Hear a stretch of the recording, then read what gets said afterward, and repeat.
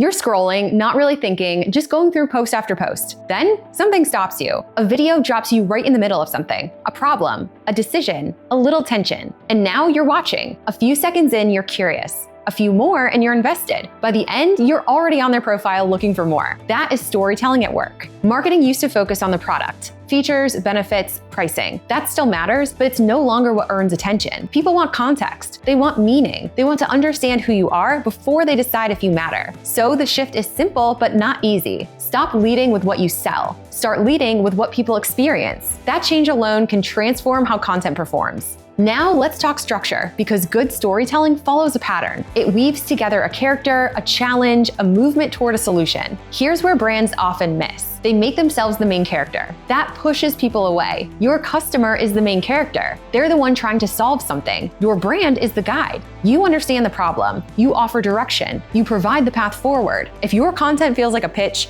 people scroll. If it feels like guidance, people stay. Next is platform, because storytelling changes depending on where it lives. TikTok moves fast. You have seconds to create curiosity. Raw moments work here. Behind the scenes clips, quick insights, real interactions. Instagram is more visual. It's about clarity and presentation. Show transformation. Show results. Show what success looks like. LinkedIn is slower and more reflective. People are there to learn and think. This is where you share lessons, decisions, and insights behind how things work. Same story, different delivery. If you copy and paste across platforms, it flattens. But when you adapt it, it connects. Now let's talk voice, because this is where many brands lose people. If it sounds like a press release, people tune out. If it sounds like a person, people lean in. And then there is tension. No tension, no story. If everything is smooth, there's nothing to hold attention. People connect with movement, with problems, with change. Show the friction, show the gap between where someone is and where they want to be, and then guide them forward. This is where authenticity matters. Real challenges, real decisions, real outcomes.